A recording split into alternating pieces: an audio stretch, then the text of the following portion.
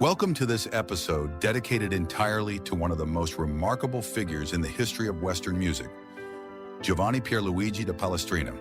He was born around the 3rd of February in the year 1525, though some sources suggest 1526, in the small hilltop town of Palestrina, roughly 25 miles east of Rome in the Papal States. He died on the 2nd of February 1594 in Rome, having spent virtually his entire life within the orbit of the Eternal City. The dates bookend a life of nearly 7 decades, lived entirely in the service of the Catholic Church and the art of polyphonic music. His output was staggering. He left behind 104 securely attributed masses, more than 300 motets, 68 offertories, 72 hymns, 35 settings of the Magnificat, 11 litanies, several cycles of lamentations, and over 140 madrigals, both sacred and secular. His entire creative universe was the human voice, singing together in counterpoint. He married twice, had 3 sons, served under at least 8 popes, was fired from the Sistine Chapel for being a married man, nearly became a priest in his grief, and then, 8 months after his wife's death, married a wealthy fur merchant's widow and ran her business while composing some of the most transcendent music the Renaissance ever produced. He is 3 composers in one: the hard-headed working professional, the genuinely devout servant of the church, and the posthumous pedagogical saint.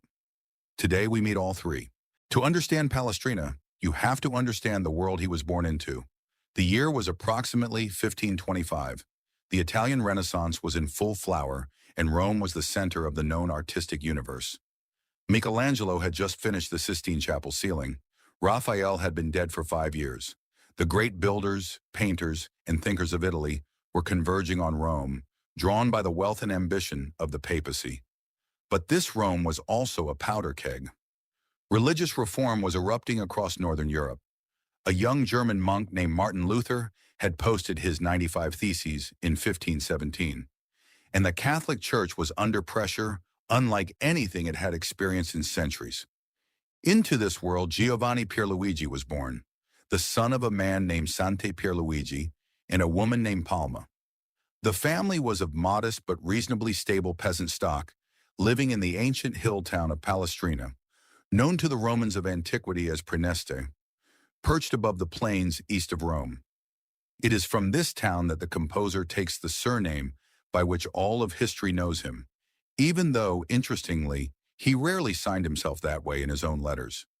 He typically used the name Giovanni Pierluigi and only once referred to himself as Il Palestrina. The famous name, like so many famous names in history, was largely a construction of posterity.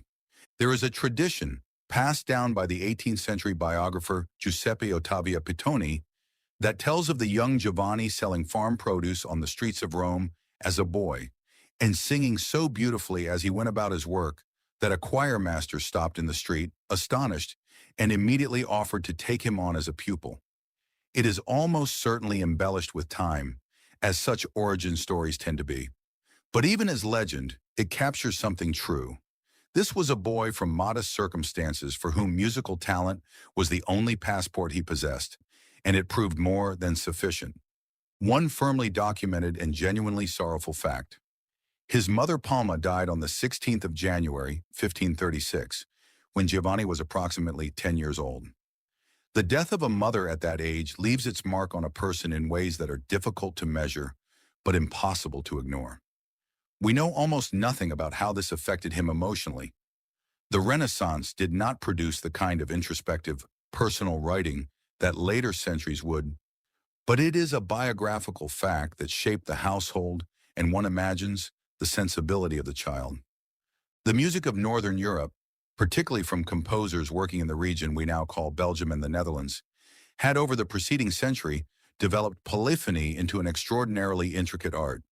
Names like Guillaume Dufay, Johannes Ockeghem, and above all Josquin des Prez had created a style in which multiple independent voice parts were woven together in ways of almost mathematical complexity, each line taking on a life of its own, while fitting into the whole with an uncanny sense of inevitability. This music had migrated south into Italy, where it was admired and absorbed. but it was still essentially a Northern European invention. Young Giovanni absorbed it all: manuscripts by Josquin, by the Spanish composer Cristobal de Morales, who had spent years in Rome, by the Italian Costanzo Festa, who had been one of the founders of a distinctly Roman school of polyphony. These were his models, his textbooks, and his obsessions. One older story used to claim that his teacher was the French composer Claude Goudamel. This has been definitively refuted by modern scholarship. Goudamel was not in Rome at the relevant time, and is worth mentioning only because it illustrates how carefully later centuries constructed and embroidered the Palestrina legend, sometimes inventing connections to enhance his prestige. The real story is remarkable enough without invention. A word about the historical context in which this young musician was growing up. The year 1527, when Palestrina was approximately 2 years old, a toddler in that hill town east of Rome, saw the catastrophic sack of Rome by the mutinous troops of the Holy Roman Emperor Charles V. It was one of the great disasters of Renaissance history. Soldiers ran amok through the city for months. Churches were looted, artworks destroyed, thousands killed, the Pope himself held prisoner. The town of Palestrina, in the Papal States, was itself occupied by imperial troops. The trauma of that event rippled through the Papal States for a generation. It produced a climate of religious anxiety, a hunger for reform and purification, a sense that the Church needed to reconstitute itself as a moral and spiritual force. That climate would define the entire world that Palestrina inhabited as an adult. The Council of Trent, which would shape his career so profoundly, was in part a response to the catastrophe of 1527. Around 1544, now approximately 19 years of age, Palestrina returned from Rome to his hometown and was appointed organist and choir director at the Cathedral of San Agapito, the principal church of the town of Palestrina itself. This was his first real professional post. He played the organ, trained the choir, and taught music to boys, his salary paid partly in money and partly in kind, roughly equivalent to the stipend of a cathedral canon. It was not a glamorous position, but it gave him complete musical control over his own small domain. And it was here, in the daily practical demands of liturgical service, that his compositional voice began truly to form. On the 12th of June, 1547, Giovanni Pierluigi married Lucrezia de Goris, sometimes recorded as Lucrezia Gori, a woman from a respectable Roman family. The marriage gave him social stability and a connection to the networks of the clerical and civic world of the region. They would have 3 sons together: Rodolfo, Angelo, and Agino. From everything we can reconstruct, the marriage was a devoted and functioning partnership that would last more than 3 decades until plague tore it apart. But we are getting ahead of ourselves. The key to Palestrina's early rise lay in a stroke of fortunate patronage. The Bishop of Palestrina, the local diocesan head, was a man named Giovanni Maria Ciocchi del Monte. He knew the young music master's work well and regarded him highly. In 1550, Del Monte was elected pope, taking the name Julius III. It was one of those moments where a person's entire career pivots on a single historical accident. Suddenly, the man who knew you was the most powerful figure in the Catholic world. On the 1st of September, 1551, Pope Julius III appointed Palestrina as Maestro di Cappella, Master of the Chapel, of the Cappella Julia, the choir attached to St. Peter's Basilica in Rome. He was not yet 30 years old. This was one of the most prestigious music posts in Christendom, and Palestrina understood the scale of the opportunity. By 1554, he had published his first book of masses, a handsome, beautifully printed volume, with a lavish dedication to Julius III himself. That first Mass book contains a story that is irresistible, and which any Palestrina biography should include. The frontispiece woodcut shows the young composer kneeling humbly before the Pope, presenting his work. It is a solemn, formal image, except that the woodcut was recycled from an earlier publication, a Mass book by the Spanish composer Cristobal de Morales.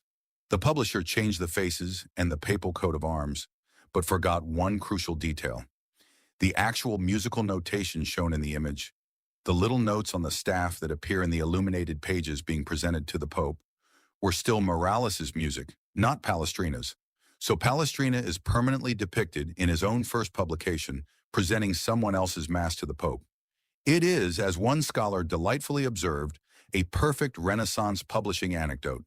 Even in sacred music, graphic design reuse was alive and well. Musically, these years at the Cappella Giulia were formative in a specific way. Working with professional singers of the highest caliber pushed Palestrina towards something that would become the hallmark of his mature style: clarity. Every voice had to be individually audible. Every word had to be understood. The polyphonic web he was weaving had to breathe. He was absorbing the lessons of the Franco-Flemish school and simultaneously beginning to transform them into something distinctly his own.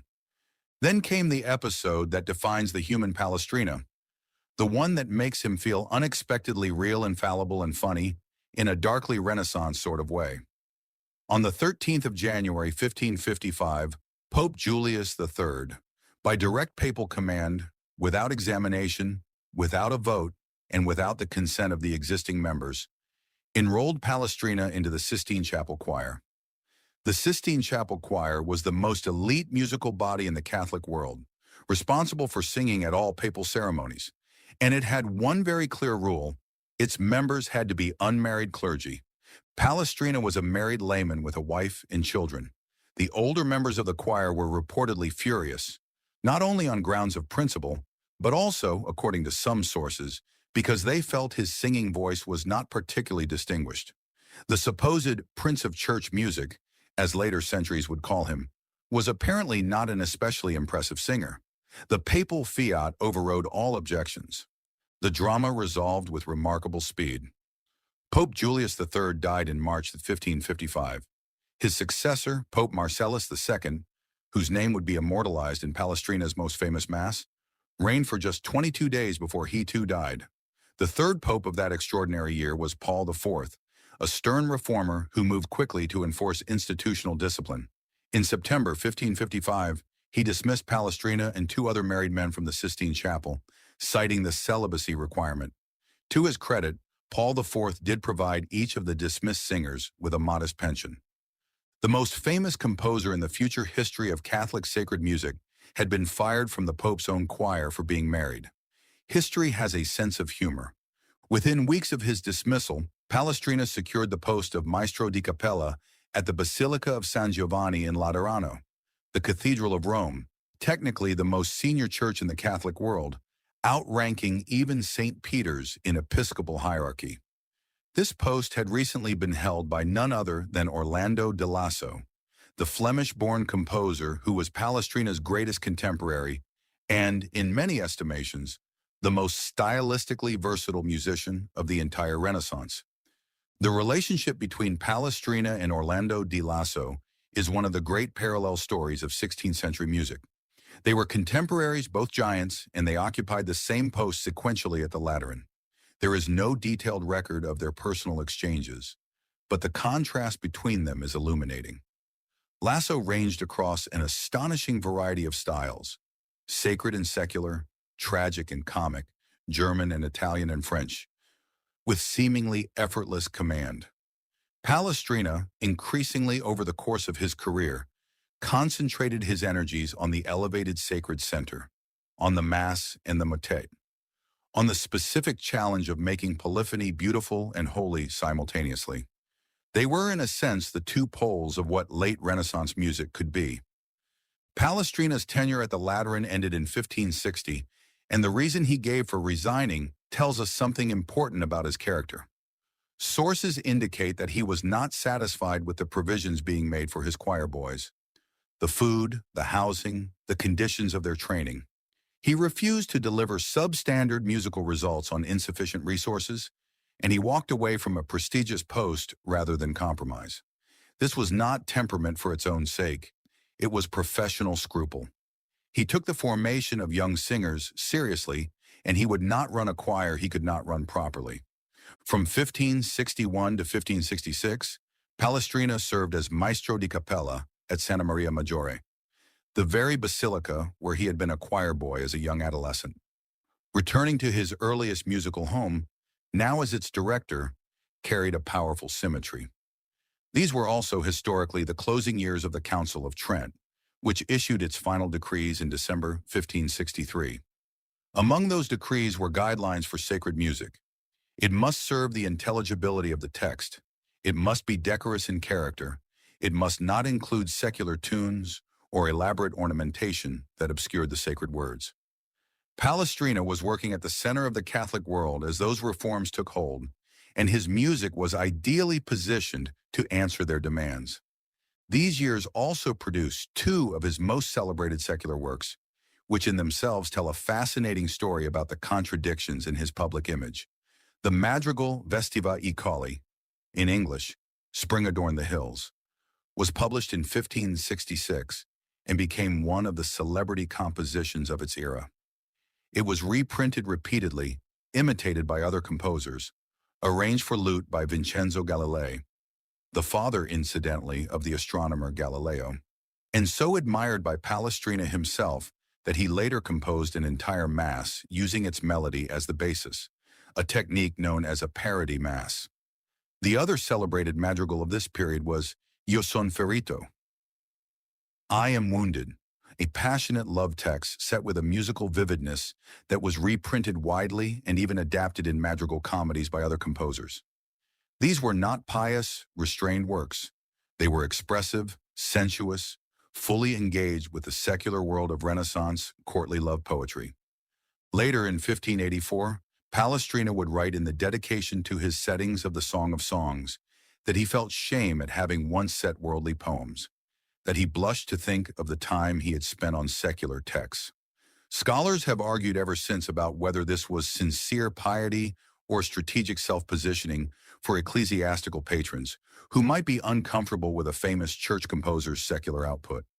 The ambiguity is itself revealing. Even Palestrina's public self-presentation was carefully managed, crafted for its audience. During the mid-1560s, alongside or between his official basilica posts, Palestrina entered the patronage orbit of Cardinal Ippolito II d'Este, one of the wealthiest and most cultivated princes of the church, and the man responsible for building the spectacular Villa d'Este at Tivoli, still today one of the great gardens of Italy. Palestrina directed concerts at the Cardinal's Villa, spent summers in Tivoli, and received commissions from this refined, aristocratic milieu. It was a world where humanist poetry, garden design, fine food, and the arts of civilized pleasure coexisted entirely naturally with clerical status. Being in that world expanded Palestrina's cultural horizons considerably. This period also reveals his business acumen, or perhaps his stubbornness, around professional terms. The Duke of Mantua made persistent efforts to attract Palestrina to his court, and Palestrina actually composed a set of 9 masses for the Duke, apparently as a demonstration of his abilities. But when it came to terms, his salary demands were too high for the Duke to accept, and the move never happened. Similarly, he declined an invitation to serve as imperial choirmaster in Vienna for the Emperor Maximilian II, reportedly because the salary offered was inadequate. These rejections tell us something important. Palestrina knew his worth, and he was not going to relocate from Rome, the center of his professional world and the source of his greatest commissions, for anything less than exceptional compensation. He understood his market value with an almost modern precision. In 1571, Palestrina returned to the Cappella Giulia at St. Peter's Basilica as its permanent maestro di cappella. He would hold this position without interruption until his death 23 years later.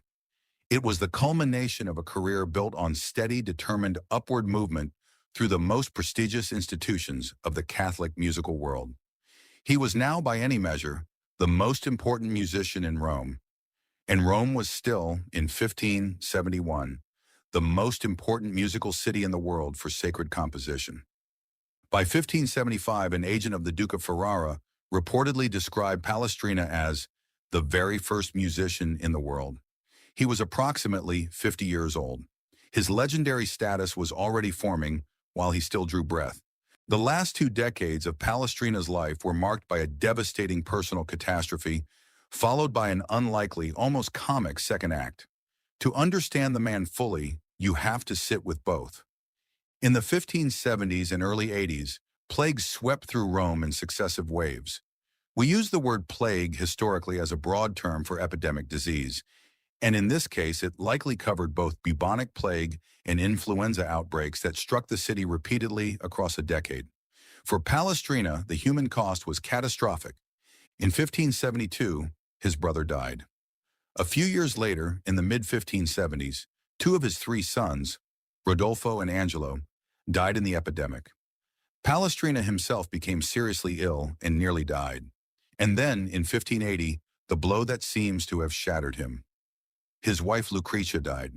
The woman he had married in 1547, his companion of more than 3 decades, the mother of his sons, the anchor of his domestic life, gone to the same disease that had already taken his brother and 2 of his children. He fell into what the sources describe as a deep depression. He appears to have believed, in those dark months, that his composing life was effectively over. And then he made a decision that was, in the context of his faith in his world, entirely coherent. He took the tonsure, the ceremonial trimming of hair that signified the first step toward entering the priesthood, and received a church benefice, a formal clerical living. He was, by all appearances, preparing to become a priest. The man who had built his career as a layman serving the church from outside its clerical ranks was now, at the age of approximately 55, and in the depths of grief preparing to enter it from within. What happened next is one of the genuinely surprising reversals in the entire biography of any Renaissance composer. 8 months after Lucrezia's death, Palestrina married again. His second wife was Virginia d'Ormoli, the widow of a wealthy Roman fur merchant. She was not a noblewoman or a patron's daughter. She was a businesswoman, the heir to a substantial commercial enterprise dealing in furs, and apparently also invested in property and possibly the trade in wine and other goods. Palestrina, the devout servant of the church, who had just been preparing for the priesthood, married this widow of a fur trader 8 months after his first wife died. The tonsure was quietly set aside. The benefice was retained. Life went on. The reaction to this news in Rome must have generated some raised eyebrows, to put it politely. There is a certain dark humor in it. The patron saint of pure church polyphony, the man revered across Europe for his sacred masses, marrying a fur merchant's widow within the year of his wife's death and stepping back from the threshold of the priesthood. History has not recorded what his surviving son Igino thought of this development, but the practical consequences were enormously positive. Virginia's wealth freed Palestrina from financial anxiety for the first time in his life. He had always been competent at managing money. He had negotiated pensions, rejected inadequate salary offers, and understood the commercial realities of his profession. But he had never been genuinely wealthy. Now he was. He threw himself into managing Virginia's business with what sources describe as surprising efficiency. He sold altar wine from the family vineyard to San Giovanni Laterano. He invested in property. He ran what amounted to a small commercial empire alongside his sacred music. The financial security proved artistically transformative. For the first time in his career, Palestrina could publish on his own terms, on his own schedule, without depending on the timetable of a patron. The result was an extraordinary burst of publication in his final years. Volume after volume of masses, motets, and other sacred works, representing the harvest of decades of composition. The patron saint of pure church polyphony, a 20th century scholar has noted, also fully understood negotiation, pensions, real estate, and cash flow. In 1592, something remarkable happened. A group of fellow composers honored Palestrina, while he was still alive, with an anthology of Vesper psalms dedicated to him. A living composer receiving such a formal tribute from his peers was extraordinarily unusual. It was a public acknowledgement from the composers of Rome that they were in the presence of a figure of historic stature. 2 years before his death, Pope Clement VIII increased Palestrina's pension, another signal of the extraordinary personal regard in which the Pope held him. He was, in his late 60s, the most honored musician in Italy, perhaps in the world. Giovanni Pierluigi da Palestrina died on the 2nd of February 1594, reportedly of pleurisy, an inflammation of the lining of the lungs. He was approximately 68 or 69 years old. He was buried in the old St. Peter's Basilica with great ceremonial honor. His surviving son Igino oversaw the posthumous publication of several remaining volumes of masses, ensuring that his father's creative legacy was as completely documented as possible. One of those posthumous volumes was dedicated to Pope Clement VIII, a final gesture of the lifelong relationship between this composer and the papacy he had served. Palestrina's musical development follows the arc of his career almost perfectly. His early work, the first book of Masses from 1554, composed while he was maestro at the Capella Julia, shows a young composer thoroughly in command of the Franco-Flemish inheritance. The elaborate imitative polyphony of Josquin des Prez, the careful cantus firmus writing, where a pre-existing melody is placed in one voice while the others weave around it, all of this is present and skillfully deployed. But even in these early works, a distinguishing tendency is already visible, a preference for smoothness, for resolution, for a sense that the music's flow is as natural and inevitable as breath. His teachers Malapert and Lebel had given him the technical foundations, but Palestrina was also absorbing Rome itself. The sound of professional singers in vast stone basilicas, the way a chord decays in an enormous reverberant space, the practical demands of music that had to serve a liturgy and be heard clearly by a congregation. These were not abstract compositional considerations. They were the daily realities of his work, and they shaped his ear in fundamental ways. By the time of his Lateran years and his first tenure at Santa Maria Maggiore, Palestrina's style had crystallized into something that scholars today recognize as distinctively his own. Several features define it. The first is the treatment of melodic motion. In Palestrina's mature style, voices move predominantly by step, that is, by the smallest possible interval, up one note or down one note in the scale. When a voice does leap, skips of a third, a fourth, a fifth, it almost always follows that leap with stepwise motion in the opposite direction, as if correcting its own momentum. The result is a melodic surface of almost extraordinary smoothness, a sense that each voice line has its own graceful trajectory within the whole. The second is the control of dissonance. In polyphony, dissonance, notes that create friction or tension against each other, is inevitable. The question is how to manage it. Palestrina's solution was systematic and elegant.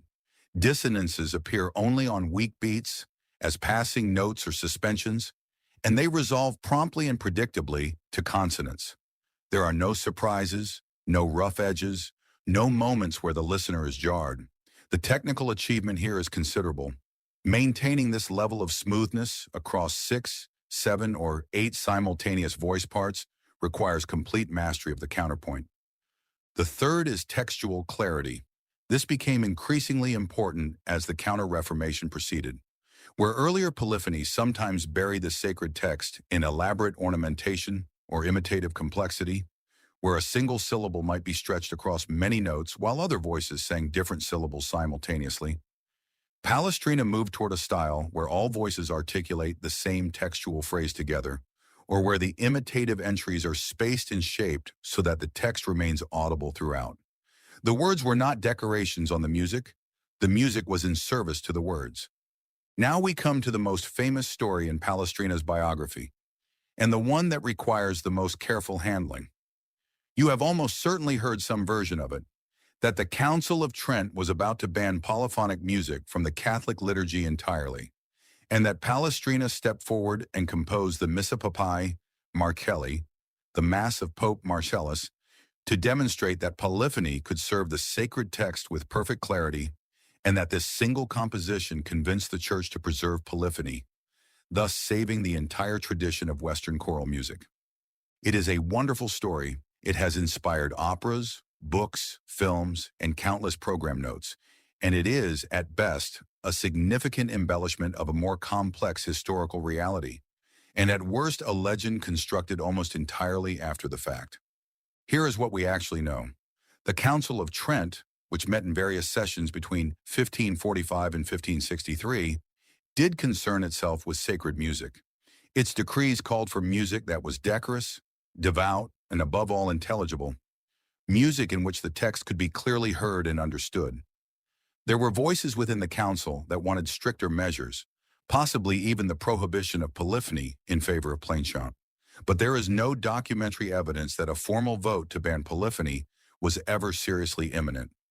What is historically documented is that in 1565, 2 years after the council closed, a group of cardinals assembled by Cardinal Carlo Borromeo held a series of meetings in Rome to discuss the practical implementation of the musical decrees.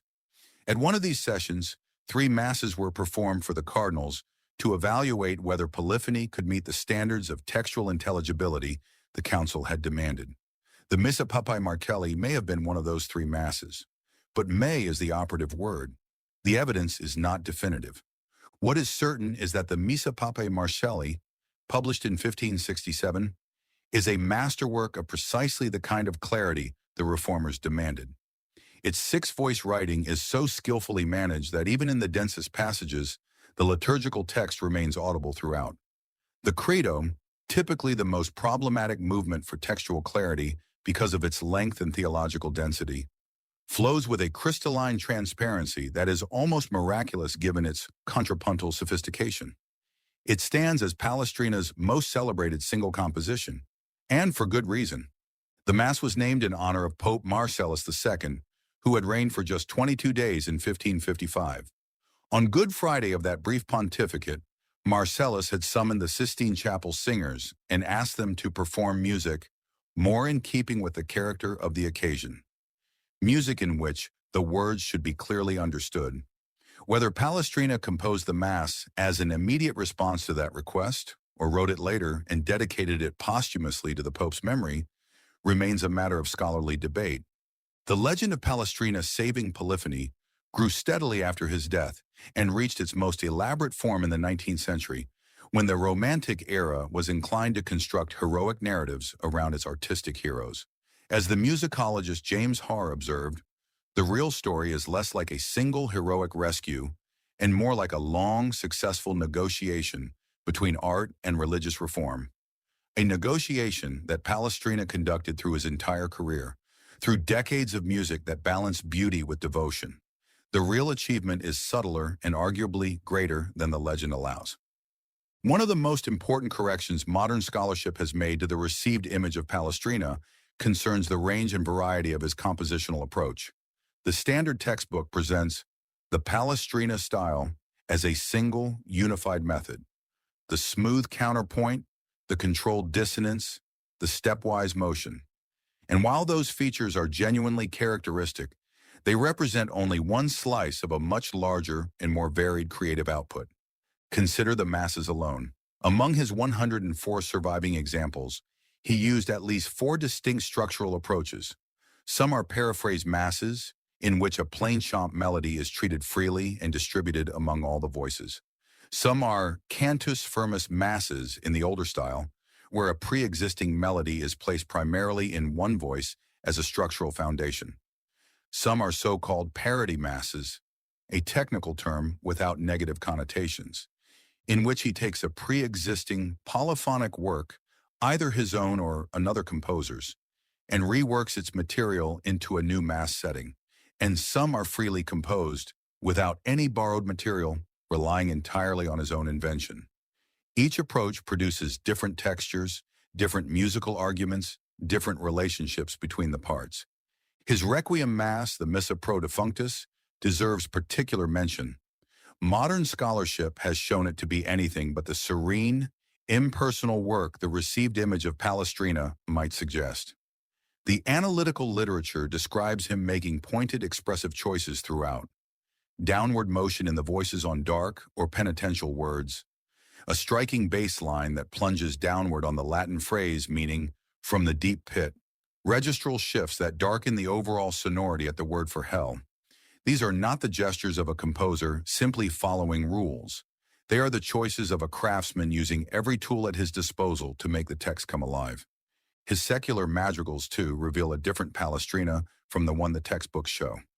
Works like Vestiva ai Colli and Io son ferito employ word painting, musical gestures that illustrate or embody the meaning of the text, with a directness and sensuality that would not be out of place in the work of Lasso or even Monteverdi. The pictorial effects in these madrigals show that Palestrina was fully aware of and fully capable of deploying the expressive techniques of the secular tradition. He simply chose to keep them largely contained within that tradition, rather than bringing them wholesale into his sacred work. The most lasting and paradoxical consequence of Palestrina's life's work was the codification of his style into a pedagogical system that would govern the teaching of counterpoint for nearly 2 centuries. The vehicle for this was a book published in Vienna in 1725, the Gradus ad Parnassum, meaning Steps to Parnassus, by the Austrian composer and theorist Johann Joseph Fuchs. Fuchs wrote his treatise as a dialogue between a wise master and an eager student. The master is called Aloysius, the Latin form of Luigi, which was one of Palestrina's names, and it is unmistakably Palestrina. The student, Josephus, is Fuchs himself. Through this literary device, Fuchs presented a systematic method for learning counterpoint based entirely on what he understood to be Palestrina's principles: the smooth voice leading, the controlled dissonance, the careful management of intervals. He organized the study into 5 species of counterpoint, each adding a new rhythmic complication to the basic framework, building from simple note-against-note writing up to free polyphony. The Gradus ad Parnassum became the most influential counterpoint treatise in the history of Western music education.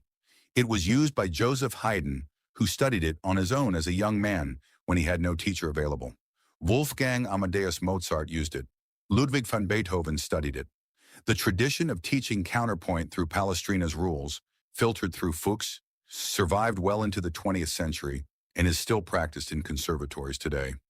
The composers who came after Palestrina were unstinting in their admiration. Johann Sebastian Bach revered him, hand-copied his manuscripts, and the architectural grandeur of Bach's Mass in B minor reflects careful study of Palestrina's polyphony. Beethoven, a composer one might imagine entirely removed from the world of 16th century church music, transcribed and studied Palestrina's works between 1819 and 1826, including the Magnificat in the third tone and the Motet Pueri Hebraeorum. Felix Mendelssohn, hearing the papal choir in Rome, was so moved that he placed Palestrina among the greatest musicians who had ever lived, writing in frustration that he grew angry when listeners praised only Beethoven while ignoring Palestrina. Giuseppe Verdi, wanting to revitalize Italian sacred music, invoked the motto, "Torniamo all'antico," let us return to the old, by which he meant quite specifically Palestrina. The legend of Palestrina as a heroic, visionary artist defending the soul of music against Philistine bureaucracy reached its most elaborate artistic expression in a different musical form entirely, an opera. The German composer Hans Pfitzner composed his Palestrina, which he described not as an opera, but as a musical legend, and it premiered in Munich on the 12th of June, 1917, conducted by Bruno Walter. Pfitzner wrote his own libretto, dramatizing the story of the Missa Papae Marcelli and the Council of Trent as a romantic narrative of artistic inspiration against institutional resistance. The opera was rapturously received in Germany. Thomas Mann saw it 5 times in its premiere year and wrote about it as a summation of conservative artistic and cultural values. In Pfitzner's telling, the aged Palestrina, broken by grief and unable to compose, is visited in a dream by the spirits of departed composers who guide his hand, and he wakes to find that the Mass has been written. It is a vision of artistic creation as divine inspiration, with Palestrina as its vessel. The historical accuracy is essentially zero, but the mythological resonance is considerable.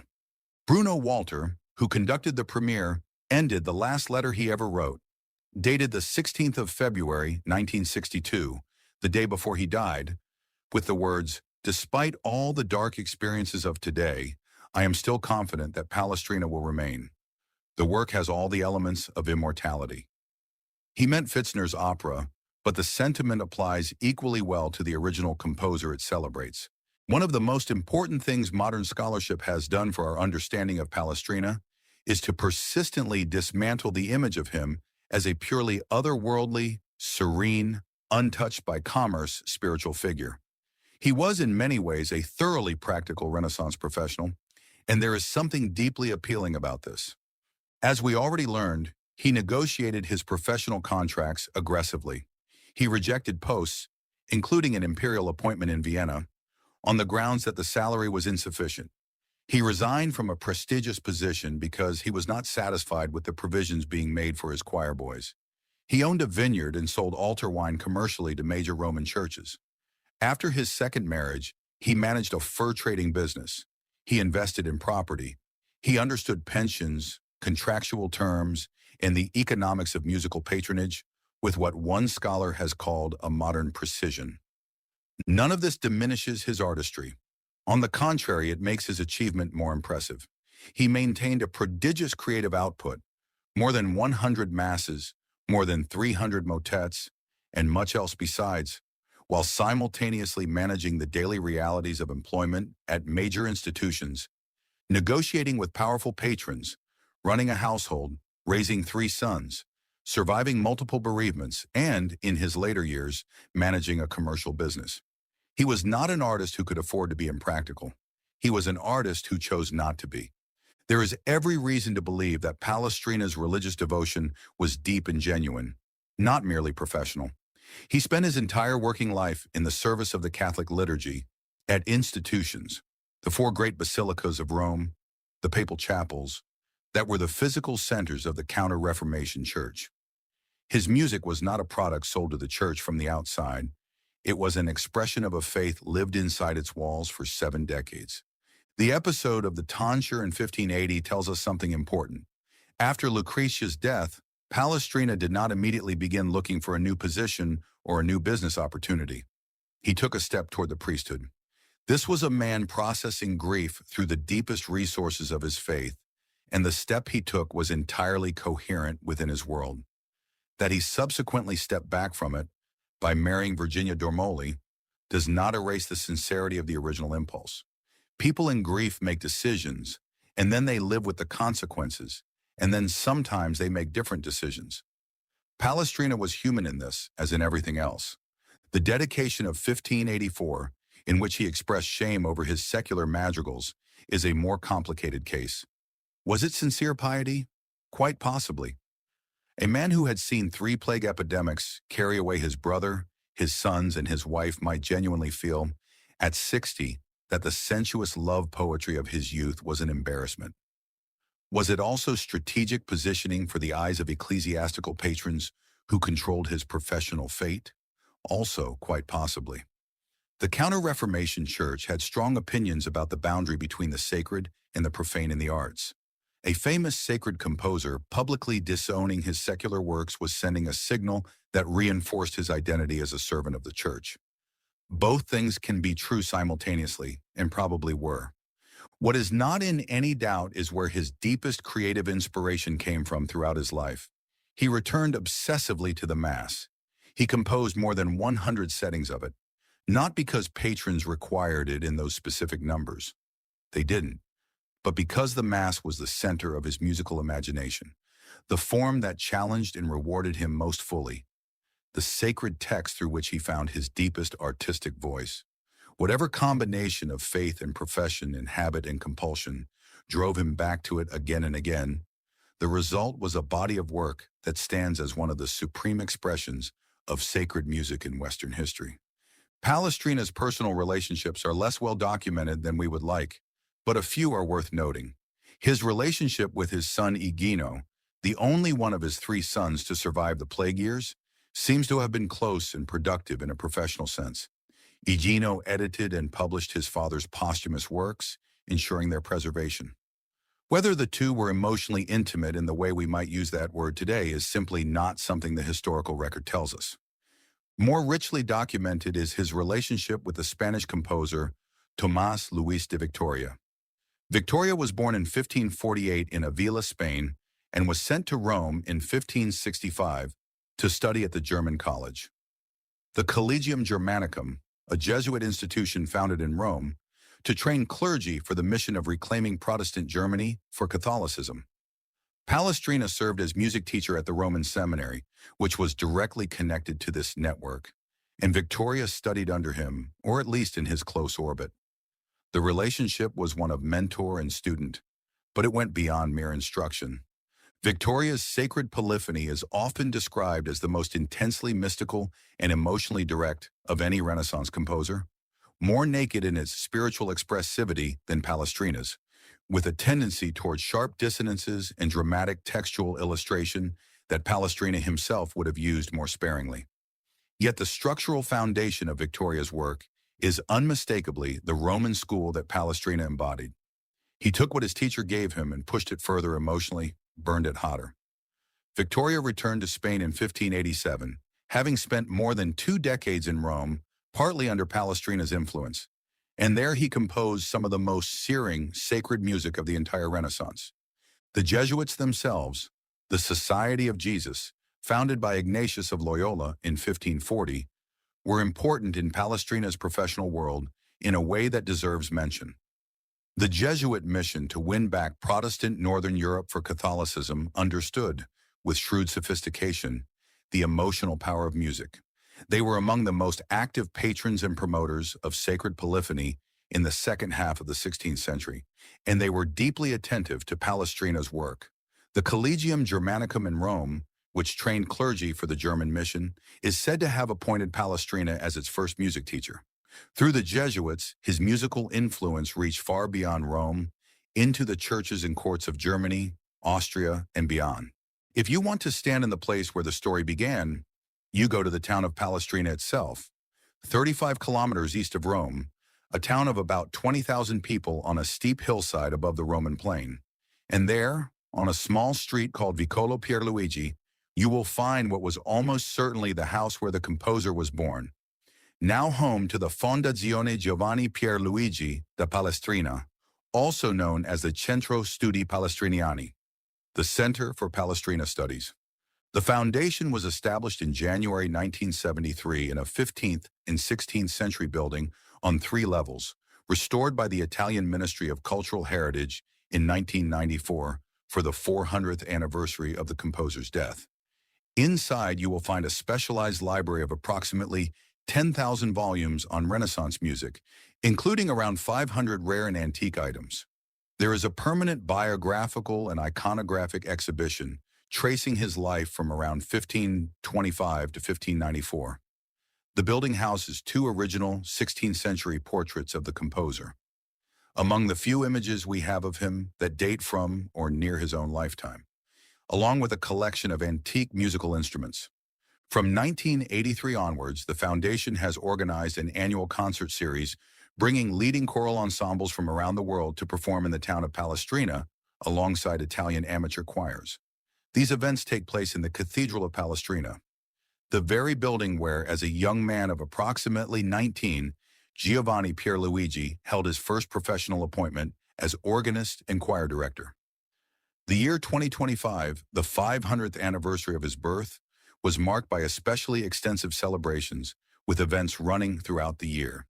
The Festival Internazionale di Musica Corale Palestrina, the Palestrina International Choral Music Festival and Competition, is held annually in the composer's hometown, organized with the support of the Foundation. Choirs from around the world gather in Palestrina for competition, workshops, and concerts in the cathedral, making it one of the few sacred music competitions in Europe that literally takes place in the birthplace of the composer being honored. For choral singers and conductors, it is something close to a pilgrimage. Alongside this, the Foundation organizes the Palestrina Cantat series. Its most recent edition, in September 2025, brought together the Ensemble Polifonico from Grosseto, the choir from Palermo, and the Coro Polifonico from Palestrina itself, all performing works of Giovanni Pierluigi in the Basilica Cathedrale of his hometown. These are not museum events, they are living performances by working musicians committed to this repertoire. The institution with which Palestrina had his most famous and most embarrassing encounter, the Sistine Chapel Choir, still exists. Officially known as the Coro della Cappella Musicale Pontificia Sistina, it is the Pope's personal choir, performing at papal functions in the Sistine Chapel and in any church in Rome where the Pope is officiating, including St. Peter's Basilica. The modern choir comprises approximately 20 men, tenors and basses, and 30 boys, sopranos, and altos. The tradition of performing Palestrina's music at papal functions is unbroken. One of the most distinguished choral bodies to bear Palestrina's name is based not in Italy, but in Ireland. The Palestrina Choir of the Pro Cathedral in Dublin was founded in 1903, making it one of the oldest professional boy choirs in Ireland, with more than a century of continuous tradition. The choir of boys and men sings the Sunday morning Mass at the Pro Cathedral each week during the school term, and also sings Vespers on Tuesday and Friday afternoons. For the 500th anniversary of Palestrina's birth in 2025, the choir undertook an ambitious project to perform all of Palestrina's Masses in sequence, a remarkable project that speaks to the extraordinary scale of his output and the institutional commitment to preserving it. Half a world away from Rome and Dublin, the Palestrina Foundation in Sydney, Australia, formerly the Palestrina Foundation Limited, exists to support the professional choir of St. Mary's Cathedral, Sydney. The foundation funds boy choristers, cathedral scholars, lay clerks and organists, and commissions new sacred choral works, all under the name of a composer who died 400 years ago in Rome. That his name is invoked in Sydney in 2026 as a standard of excellence in sacred choral music is a remarkable testament to the reach of his legacy. For those wishing to study Palestrina's music academically, the resources are rich. The Vatican Library, the Biblioteca Apostolica Vaticana, holds original manuscripts and early printed materials of central importance. The Austrian National Library in Vienna holds key materials related to the Fuchs tradition. The Newberry Library in Chicago holds significant secondary scholarship. The Allgemeine Musiklehre tradition, which flows through Fuchs's Gradus ad Parnassum, is taught in some form in virtually every conservatory in the Western world, which means that a version of Palestrina's compositional principles is transmitted to student composers every day in institutions from Tokyo to Buenos Aires to London. The American Choral Directors Association, the Royal School of Church Music in Britain, and equivalent bodies across Europe regularly program and advocate for Palestrina's music. Any serious choral conductor working in the sacred repertoire will have spent significant time with his works. The International Society for Music Education has consistently included Renaissance polyphony, with Palestrina as its central exemplar, in curricula and study materials. The most significant appearance of Palestrina's music in cinema is one that many listeners may not immediately recognize. Roland Joffé's 1986 film, The Mission, the Palme d'Or winner about Jesuit missionaries in 18th century South America, incorporates Palestrina's polyphony as part of its musical fabric. The film's composer, Ennio Morricone, has spoken explicitly about the importance of what he called Palestrinian polyphony in shaping the score. Morricone used Palestrina's sacred choral writing as one of the musical languages of the Jesuit world depicted in the film, weaving it against the indigenous music of the Guarani people in a deliberate acoustic metaphor for the encounter of two cultures.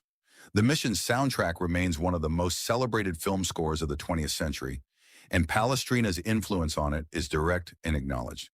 In 2024, the electronic musician and producer Max Cooper released a project called Seam, Italian for seed, which he developed for performances at the Salzburg Easter Festival and the Barbican Centre in London.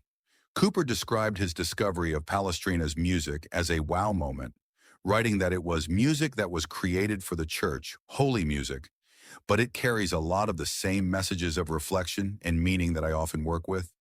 He collaborated with singers and instrumentalists to integrate actual Palestrina works into a contemporary electronic and theatrical performance context that a 21st century electronic artist working in the world of immersive audio-visual performance should find in Palestrina a natural collaborator is one of the more unexpected but genuinely touching testimonies to the music's resilience.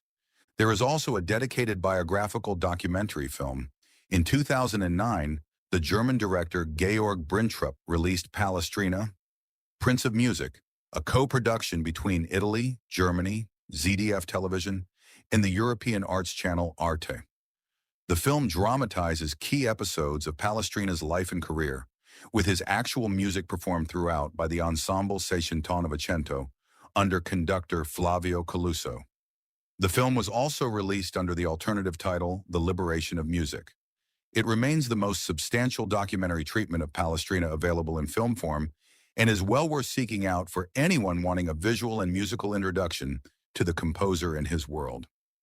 Hans Pfitzner's opera Palestrina, which premiered in 1917 and which we discussed before, continues to be performed, if infrequently given its length and dramatic demands. Recordings by leading conductors including Raphael Kubelik and Simone Young have made it accessible beyond the opera house, and it represents the most substantial artistic meditation on the Palestrina legend in the operatic repertoire. We have spent this episode with a man who was three things simultaneously: a hard-headed professional who understood contracts, pensions, and market value, a genuinely devout servant of the Catholic Church who spent his life in its most sacred spaces, and the unwilling figurehead of a pedagogical legend that simplified and immortalized him in equal measure. Born around 1525 in a hilltop town east of Rome, trained by Franco-Flemish masters in the great basilicas of the city, Palestrina rose by talent and fortunate patronage to become the most celebrated sacred composer of his age. While along the way being fired from the Pope's own choir for being married, declining imperial appointments because the salary was too low, bearing his brother and two sons and his first wife in the space of a decade, nearly becoming a priest in his grief, and then marrying a fur merchant's widow, and running her business while composing polyphony that still, 430 years after his death, strikes listeners as among the most beautiful music the human voice has ever been asked to sing. His 104 masses, 300-plus motettes, and vast body of other sacred and secular works constitute one of the largest and most consistently high-quality outputs in all of Western music history. Through Johann Joseph Fuchs's Gradus ad Parnassum, his compositional principles were transmitted to Haydn, Mozart, Beethoven, and generations of students after them. Through the work of choirs, foundations, scholars, and institutions from Rome to Dublin to Sydney, his music remains alive and in active performance today. The legend says he saved church music. The reality is stranger and richer. He was a practical, brilliant, grieving, resilient, commercially astute, genuinely devout human being who composed music of such architectural perfection and spiritual clarity that it has outlasted every pope he served, every plague that struck him, and every attempt to reduce him to a symbol. The music is still there, waiting to be heard. Thank you for listening. If you enjoyed this episode, please share it with your friends and take a moment to rate the podcast. It really helps us.